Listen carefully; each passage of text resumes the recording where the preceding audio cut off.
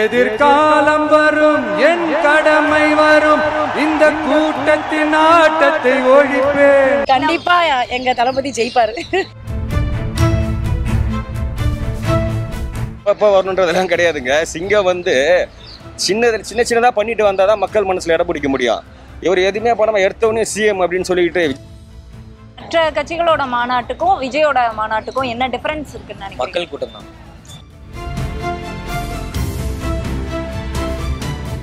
எதோ பேசுறாரு, அதாவது ரிலேட்டட் டு இப்ப இருக்கிற கரண்ட் அஃபேர்ஸா இல்ல டாபிக்காங்கிறது தெரியாம அவர் சினிமால பேசுறதெல்லாம் இங்க வந்து பேசினாருங்கிற மாதிரி தோணுச்சு. ஒன்னு டிவிகே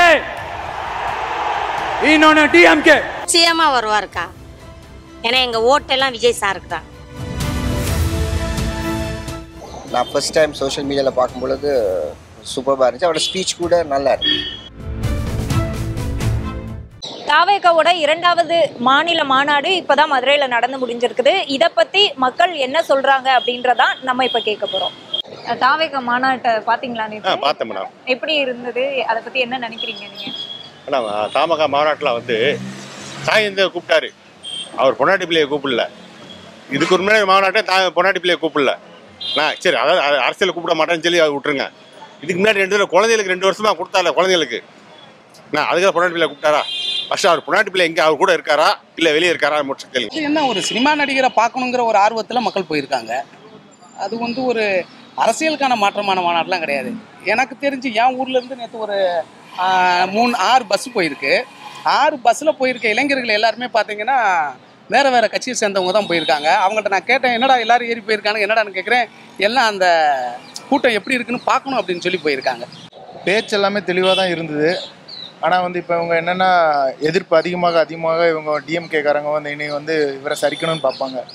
இப்போ எக்ஸாம்பிளுக்கு அவர் பண்ணாத தப்புக்கு அங்கேயே ஒரு கூட்டத்தை ரெடி பண்ணி இவங்க வந்து குடிக்கிற மாதிரி செட்டப் பண்ணி நல்லா பேசியிருக்காங்க. கண்டிப்பாக ஜெயிப்பாங்கன்ற நம்பிக்கை எங்களுக்கு இருக்கு. மாநாடு லார்ஜ் ஸ்கேல் செகண்ட் ஏதோ is got is personal ambitions. Vijay has got it. But how far is going to மெட்டீரியலைஸ்ன்றது தான் அங்கே இருக்குது. ஸ்பீச் அவர் இப்போ சொல்றதெல்லாம் பார்த்தா நெக்ஸ்ட் இயர் அவர் வந்தால் நல்லா இருக்கும்னு தோணுது. சரி, மாநாடு பார்த்தீங்களா மேம்? நான் பார்த்தேன். ஆக்சுவலாக நேற்று ஒர்க் ஃப்ரம் ஹோம் தான். ஸோ அப்போ பார்த்துட்டு இருந்தேன். அப்போ பார்த்தீங்கன்னா எதோ பேசுறாரு, அதாவது ரிலேட்டட் டு இப்போ இருக்கிற கரண்ட் அஃபேர்ஸா இல்லை டாபிக்காங்கிறது தெரியாமல் அவர் சினிமாவில் பேசுறதெல்லாம் இங்கே வந்து பேசினாருங்கிற மாதிரி தோணுச்சு. அண்ட் இத்தனை பேர் அங்கே வந்து இவ்வளோ டைம் வேஸ்ட் பண்ணுறதுக்கு எனக்கு தெரியல. இப்போ இளைஞர்கள்லாம் அங்கே வராங்க, அதெல்லாம் அதுக்கு அவங்க ஆதரவு வீட்டிலேருந்தே தெரிவிச்சிருக்கலாம். ப்ளஸ் மேபி ஓட்டு போடுறதுல இனிமேல் அவங்க ப்ரூவ் பண்ணலாம். பட் நேற்று இவ்வளோ ஒரு கூட்டம், ஒரு அடிதடி, இந்த மாதிரிலாம் உயிரிழப்பெல்லாம் வந்து கொஞ்சம் தடுத்துருக்கலாம்னு தோணுது. மற்றபடி விஜய் பேசினதெல்லாம் ஓகே தான், பட் சினிமேட்டிக்காக இருந்ததுன்னு நினைக்கிறேன். விஜயோட ஸ்பீச்சை பார்த்தா வைப்ரண்ட்டாக இருக்குது. ஐ திங்க் யங் க்ரௌட் வந்து ரொம்ப பேர் அங்கே இருந்தாங்க. எல்லோரும் நல்லா இருந்துச்சு. பட் வெரி கான்ஃபிடெண்ட்டாக பேசுகிறாரு. I think he has a good future. நல்லா இருக்கும் மேடம். அவர் பேசுனது சரியாக தான் பேசியிருக்காரு. அதை பற்றி தப்பு இல்லை. அரசியல்வாதி ஓட்டு வாங்குக்காண்டி அவர் பேசியிருக்கிறாரு. அதை பற்றி தப்பு கரெக்டாக தான் பேசியிருக்காரு. சிங்கம் போல் சொல்லி ஆரம்பித்தார். அதே மாதிரி விஜயகாந்தை பற்றி பேசுனது ரொம்ப கரெக்டு தான். ஏன்னா அவர் அவங்க கூட இருந்து முன்னுக்கு வந்திருக்கிறாரு. சினிமாக்காரன் பேசிட்டு போகிறான்னு இல்லை, அவருக்கும் ஒரு வாய்ஸ் இருக்குது. ஆனால் நான் எந்த கட்சி அவர் கட்சின்னு கிடையாது, பொதுவான இது. பேசுனது எல்லாம் கரெக்டு தான். மாநாட்டில் வந்துட்டு விஜயோட பேச்சா இருக்கட்டும், அவர் அங்கே நடந்துக்கிட்டதா இருக்கட்டும், ஒரு நடிகர் மாதிரியான பாணி இருக்கு அவர்கிட்ட அப்படின்னு சொல்றாங்க. அது இல்லை, மொத்தமாகவே வந்து எப்படி சீமான் வந்து படம் டைரக்டர் மாதிரியே தன்னுடைய எல்லா நிகழ்ச்சிகளையும் அவர் ஒரு டைரக்டர் தான் பண்ணுறாரு.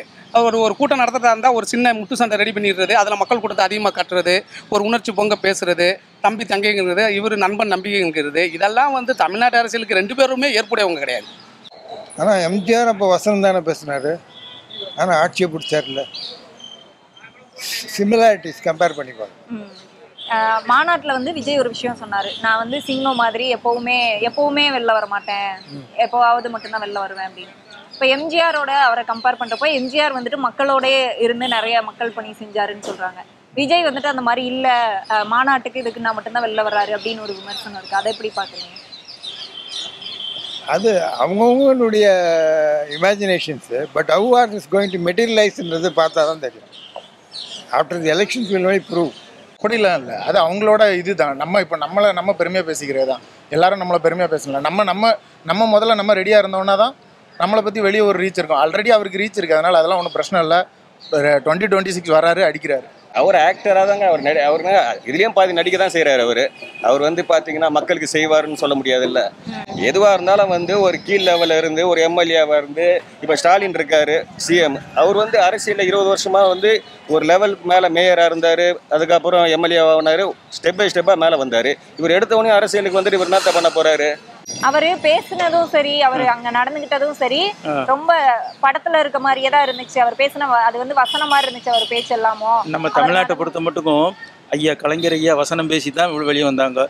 வைகோ அவர்கள் பார்த்தீங்கன்னா போர்வாள்னு சொல்லி அவர் பேச்சு எல்லாம் கொண்டு வந்தாங்க. அண்ணா பேசி தான் கொண்டு வந்தாங்க. அதேமாதிரி அந்த வசனம் பேசுறத பற்றி தப்பு இல்லை, பேசுனா தான் வர முடியும். சும்மா படம் நடிக்க போகலேயே அவ்வளோ நடிப்பு இருக்கும்போது இது ரியல் லைஃப். அப்போ அவர் எவ்வளோ தூரம் மக்களுக்காண்டி நம்ம இறங்கி வந்து பேசணும், என்ன செய்யணும், அவருக்கு எவ்வளோ நோக்கம் இருந்திருக்கும். அப்போது அவர் செய்கிறது எல்லாமே நம்ம நடிப்பும் இதாகவும் வச்சுக்கிட்டாங்கன்னா அது அவங்களுடைய தப்பு தாங்க்கா. அவங்க பேசுனது இந்த தடவை பேசுனது ஃபுல்லாமே வந்து ஆக்டர்ஸ்னால் என்ன ரொம்ப கம்மியான எடை போடாதீங்க, கட்சியில் இருக்கவங்கன்னா பெரிய ஆளாக, ஆக்டர்ஸ்னால் வந்து இலக்காரமா அப்படின்லாம் நினைக்காதீங்கன்னு பேசினாங்க. ஸோ அவர் சொன்னது என்னென்னா ஆக்டர்ஸ்னால் இலக்காரம் இல்லை, ஸோ அதனால் வந்து அந்த ஃபீல்டை யாரும் தப்பாக பேசாதீங்க அப்படின்னு பேசினாங்க. ஸோ அவங்க பேசின பேஸில் வந்து அவங்க பேசினது கரெக்டு தான். அவர் மாதிரியே பேசினார். ஸோ நான் அவரை நடிச்சும் அவரோட படங்கள் பார்த்துருக்கோம். பட் அவர் நடிகர் மாதிரியும் பேசினார், அவரோட சொந்த சாயிலையும் பேசினார். பட் அட்ராக்டிவாக இருந்துச்சு எனக்கு கூட. Just like that, he cannot change his body language. So அவர் அதுதானே day to day he is doing like that. Dialogues பேசுகிறாரு, ஸ்கிரிப்ட் கொடுக்குறாங்க. So he is doing that. So maybe அவர் என்ன பேசினாலும் அப்படி தான் அவுட்புட் வரும். So that's what I feel. So it applicable to everyone. அவர் ஒரு வார்த்தை வேற சொன்னார்ல, நான் வந்து சிங்கம் வந்து அப்பப்பதான் வந்து வெளில ஒரு புகையை விட்டு. சிங்கம் அப்பப்போ வரணுன்றதெல்லாம் கிடையாதுங்க. சிங்கம் வந்து சின்னதாக பண்ணிட்டு வந்தால் தான் மக்கள் மனசில் இடம் பிடிக்க முடியும். இவர் எதுவுமே பண்ணாமல் எடுத்தவொடனே சிஎம் அப்படின்னு சொல்லிட்டு விஜயகாந்த் இருக்காரு. விஜயகாந்த் பார்த்தீங்கன்னா நடிகர் சங்கத்துக்கு என்னவோ லாஸ்ட்டில் இருந்தது, ஒரு நடிகர் சங்கத்தை நல்ல நிலைமைக்கெல்லாம் கொண்டு வந்தார். அதில் முதல்ல அவர் தலைவராக இருந்தார். இவர் ஃபஸ்ட்டு நடிகர் சங்கத்தில் தலைவர் ஆகிட்டு அடுத்தது வந்து மக்களுக்கு சேவை செய்யிட்டு வரட்டும். ஓகேங்களா? மனுஷங்கன்னு பார்த்தா அவரு ஒரு மனுஷர் தான். ஆனால் சிங்கம் தளபதியெல்லாம் மக்களாக வச்சது தான் அவருக்கு அந்த பேர். ஆனால் அவரா சொல்லிக்கல ஒண்ணுமே இல்ல. விஜய் வந்து தன்னை வந்து சிங்கம் வந்து எப்பயுமே சிறுத்தனை ஒன்று இருக்கு, சிறுத்தை ஒன்று இருக்கு. சிறுத்தையோட மோதிர முடியுமா சொல்லுவோம். அப்போ சிறுத்தை வந்து 15 வருஷமா இருக்கு, 15-20 வருஷமா இருக்கு. 2 MP சீட்டை வாங்கியிருக்கு, 4 எம்எல்ஏ சீட்டை வாங்கியிருக்கு. சிறுத்தை ஒன்று அதோட மோதிர முடியுமா? நம்மளை பற்றி நம்ம தானே பெருமையாக பேச முடியும், வேற யாராவது பேசுவாங்களா? ஆமாம் தான். ஸோ ஒரு ஷூட்டிங் ஸ்பாட் மாதிரி தான் அதை யூஸ் பண்ணிக்கிட்டாரோ அப்படின்னு தோணுது. ஒரு ஷூட்டிங் ஸ்பாட் மாதிரி வந்தார், அவர் கொடுக்குற டைலாக் ஏதோ பேப்பரில் எழுதி வச்ச மாதிரி பேசின மாதிரி தான் இருக்கே தவிர அவர் அதை ஃபீல் பண்ணி பேசினாரான்னு கூட எனக்கு டவுட்டு. நானே கொஞ்ச நேரம் தான் பார்த்தேன். பட் ஸ்டில் அதுலேயே கொஞ்சம் ரொம்ப சினிமேட்டிக்காக இருந்த மாதிரி தான் இருந்தது. I don't know whether he'll be a good politician. We have to wait and see. மாநாட்டில் வந்து விஜய் ரொம்ப முக்கியமான விஷயங்கள், தமிழ்நாட்டில் நடந்த இப்போ ரீசெண்டாக நடந்த முக்கியமான விஷயங்கள் எதையுமே பற்றி பேசலை அப்படின்னு ஒரு குற்றச்சாட்டை முன்வைக்கிறாங்க. வெறும் எதிர்கட்சிகளை விமர்சிக்கிறதுல மட்டுமே இருந்துட்டாரு அப்படின்ற மாதிரி சொல்கிறாங்க. அதை எப்படி பார்க்குறீங்க? இப்போ விமர்சிக்க வேண்டிய எதிர்கட்சியோட ஃபால்ட்டாக இருக்கலாம், அவர் செய்ய போகிறது செய்கிற நேரத்தில் புரியும். பட் அவர் வந்து ஏதோ யங்ஸ்டர்ஸை கவர மாதிரி ரொம்ப பேசுகிறாரு. ஃப்யூச்சர், இந்தியாவோட ஃப்யூச்சரை பற்றி பேசுகிறாரு. ஸோ அந்த ஃப்யூச்சர் வந்து எல்லாத்தையும் கவர் பண்ணணும்னு நினைக்கிறேன். பாலிட்டிக்ஸும் அது பற்றியும் என்டையர் தமிழ்நாடு ஸ்ட்ராட்டஜியை பற்றி கவர் பண்ணுதுன்னு நினைக்கிறேன்.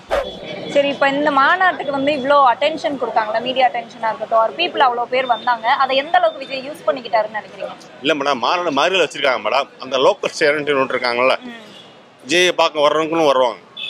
ஒன்று விஜயை பார்க்க வர்றதுக்கு நிறைய பேர் வந்தாங்க.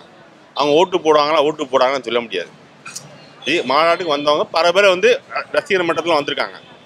பல பேர் வந்து விஜய் பார்க்குறவங்க ஒரு சினிமா நடிகர். இப்போ ஒன்றும் இல்லை, கமல்ஹாசன் இருந்தார், அவர் முன்னாடி தேர்தல் பிரச்சாரம் பண்ணார், நிறைய கூட்டம் இருந்தது.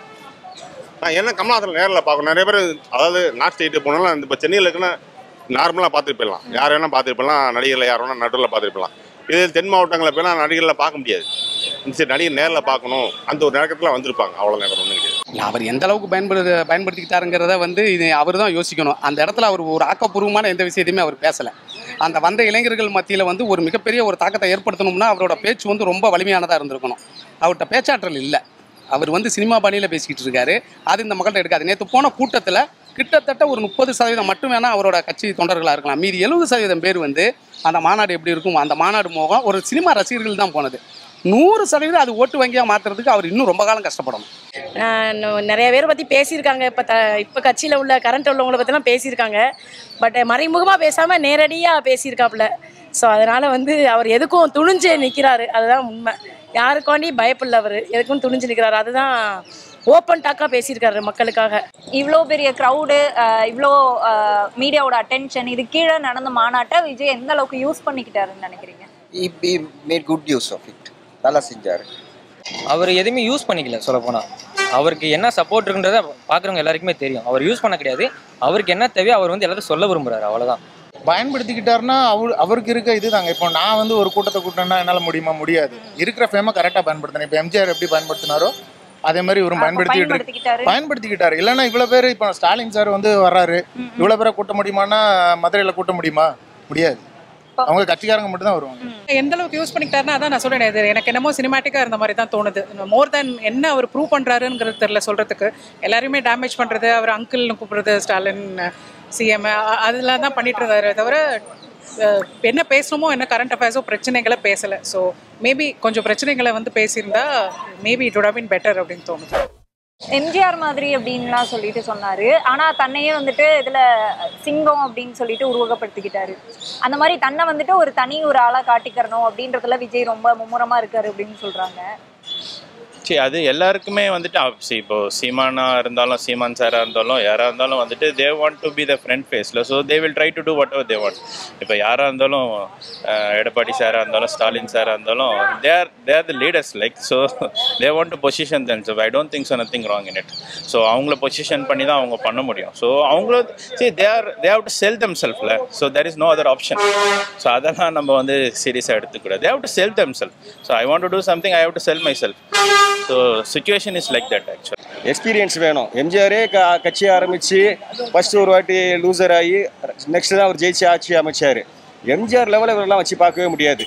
நானும் விஜய் ரசிகர் தான். அதுக்காக வந்து இவர் அரசியல் நடிக்கிற வேலையை பார்த்துட்டு போகலாம். சும்மா போயிட்டு கூட்டத்தை சேர்த்துக்கிட்டு இருக்கிறவங்கலாம் டைமை வேஸ்ட் பண்ணிக்கிட்டு யங்ஸ்டருங்க போன மீட்டிங் போயிட்டு ஒரு 2-3 பேர் இறந்தாங்க ஒரு ஆக்சிடென்ட்டில், 2 வீலர்லாம் போயிட்டு. இந்த வாட்டி ஏதோ 2 வீலர் வரக்கூடாது. நல்லா பண்ணுறாரு. இதெல்லாம் ஆட்சிக்கு வந்து வர்றதுக்கு இன்னும் 2 எலெக்ஷனாவது ஆகும். எம்ஜிஆர் மாதிரி இது சொல்லியிருந்தார் இல்லையா விஜய்? எம்ஜிஆர் அவர் ஃபாலோ பண்ணுறேன்னு சொன்னார். அவரோட நடிக்கவோ அவரோட இது பண்ணுறதுக்கு அவருக்கு சான்ஸ் இல்லைன்னு சொன்னார். பட் அவரை பற்றி பேசியிருந்தார். அவரை மாதிரி வரணும்னு சொல்லிட்டு இருந்தார். நீங்கள் வந்து கூட்டம் கூடி ஏதாவது அசம்பாவிதானாலும் அவர் பேரில் தான் அதை எழுதுவீங்க. மறுபடியும் வரலனாலும் அவர் பேரில் தான் எழுதுவீங்க. நீங்கள் வந்து ஒரு ஸ்டாண்டு நிற்கணும். இப்போ நீங்கள் வந்து விஜய் கேட்குற கொஸ்டினை நீங்கள் இதே டிஎம்கே கவர்மெண்ட்டு, இதே ஏடிஎம்கே கவர்மெண்ட்டு, சீமானா இருந்தாலும் எல்லார்ட்டையும் நீங்கள் கேட்கணும். விடுதலை சிறுத்தைகள்ட்டையும் கேட்கணும். ஏன் 2 சீட்டுக்காக அங்கேயே அடைக்கலமாக இருக்காரு, அதை கேட்கணும். தாராளமாக கேட்கலாம். ஏன்னா அவர் தனியார் இருந்து அவரோட பவர் எல்லாருக்கும் தெரியும்ல. அது வந்தால் நல்லது தான். அடுத்த எம்ஜிஆராக வந்தால் நல்லது தான். நாட்டுக்கு நல்லது செய்வான்னு ஒரு நம்பிக்கை, அந்த நம்பிக்கை இருக்குது, எல்லாத்துக்குமே இருக்குது. இந்த மாதிரியே இப்படியான ஒரு இதையே வந்துட்டு கையாண்டுட்டே போறாரு விஜய் அப்படின்னா 2026 எலெக்ஷன்ல வின் பண்ண முடியுமா? வின் பண்ணணுன்றது வந்து மக்கள் has got an innate wisdom, voters got an innate wisdom. அதுதான் will take place. இவங்க சர்மைசஸோ வாட் எவர் இட் இஸ் அதெல்லாம் will not going to materialize. இது மாநாடுனா இவர் தனியாக இப்போ மற்ற மாநாடுனா மற்ற கட்சிகளில் வந்து மாநாடுனா 2 நாள் நடத்தி பட்டிமன்றம் அது இதுன்னு வைப்பாங்க. இது அரசியலுக்கு புதுசு தானே. இவர் அந்த பொறுக்கூட்டம் மாதிரி நடத்திட்டு போயிட்டார், வேற ஒன்றும் இல்லை. இந்த நிர்வாகிகள் பேசுறது இல்லை மற்றதெல்லாம். ஆமாம், நிர்வாகிகள் அந்த பேச்சு திறமைக்கு அந்த ட்ரைனிங் இல்லை அவங்ககிட்ட, அவர்கிட்ட இல்லை. அது வந்து அதுக்கு தகுந்தபடி அந்த ஆட்கள் அமையலை அவருக்கு. அந்த கட்சியில் அந்த பேச்சு திறமை கொண்டு வரணும். பார்த்தீங்களா, இப்போ அன்னைக்கு கலைஞர் கூட இருந்தாங்கன்னா வைகோ அவர்கள் பேசுனாங்க. அதுமாதிரி ஒவ்வொரு கட்சிக்கும் நல்ல பேச்சு திறமைக்கு கொண்டு வந்தாங்க. அது மாதிரி வந்துட்டால் நல்லாயிருக்கும். மற்ற கட்சிகளோட மாநாட்டுக்கும் விஜயோட மாநாட்டுக்கும் என்ன டிஃபரன்ஸ் இருக்குன்னு நினைக்கிறீங்க? மக்கள் கூட்டம் தான். எல்லாரும் காசுக்கு வர கூட்டம், அது காசு இல்லாமல் வர கூட்டம். இது இட்ஸ் ஒரு வைப்ரண்டாக இருந்துச்சு. நான் ஃபர்ஸ்ட் டைம் சோஷியல் மீடியாவில் பார்க்கும்பொழுது சூப்பராக இருந்துச்சு. அவரோட ஸ்பீச் கூட நல்லா இருந்துச்சு. 2026ல் விஜயோட இது எதையாவது மாற்றத்தை ஏற்படுத்தும்? இதே புதிய தலைமுறை இங்கே தான் இருக்க போது, நானும் இந்த நாட்டில் இருக்க தான் போகிறேன். 2026ல் என்ன தான் நடக்குதுன்னு பார்ப்போமே, ஒன்றும் நடக்காது. எந்த மாற்றத்தையும் ஏற்படுத்தாது. 2026ல் டெஃபினெட்லி ஒரு தாக்கத்தை ஏற்படுத்தும். எவ்வளோ தூரம் தாக்கத்தை ஏற்படுத்தும் தெரியல, பட் பெரிய ஒரு தாக்கத்தை ஒன்று ஏற்படுத்தும்னு நினைக்கிறேன். கண்டிப்பாக எங்கள் தளபதி ஜெயிப்பார்.